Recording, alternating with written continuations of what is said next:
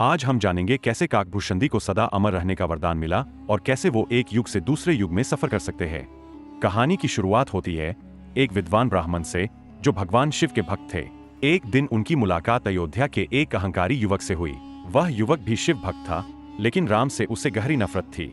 युवक ने ब्राह्मण को अपना गुरु मान लिया, लेकिन गुरु की सलाहों को कभी नहीं सुना। गुरु ने उसे बार बार समझाया कि शिव और ब्रह्मा भी भगवान राम के चरणों में झुकते हैं, लेकिन युवक ने इस बात को अनसुना कर दिया।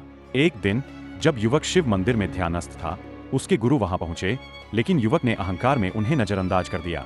गुरु ने उसे क्षमा कर दिया, लेकिन भगवान शिव ने नहीं। आसमान से शिव की आवाज गूंजती है, अहंकारी युवक, तुझे राम का और अपने गुरु का अनादर करने की सजा मिलेगी। तू एक सर्प बनेगा और वृक्ष के खोखले में निवास करेगा। गुरु ने अपने शिष्य के लिए करुणा दिखाते हुए भगवान शिव से प्रार्थना की। उनकी प्रार्थना से शिव प्रसन्न हुए और श्राप को इस तरह बदल दिया कि युवक को 1000 जन्मों में सरलता से जन्म मरण का अनुभव होगा।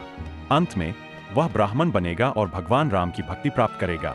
युवक ने कई जन्मों का चक्र पूरा किया और अंततः भुशुंडी के रूप में जन्म लिया। बाल्यकाल से ही भुशुंडी राम कथा में रुचि रखते थे और जीवन भर राम की भक्ति में लीन हो गए। भुशुंडी ऋषि लोमस से मिले, लेकिन जब उन्होंने केवल राम के बारे में जानने की जिद की तो ऋषि ने उन्हें कौवे बनने का श्राप दे दिया। इस बार भुशुंडी ने इसे नम्रता से स्वीकार कर लिया। श्राप के बाद भी भुशुंडी ने राम का नाम जपना जारी रखा।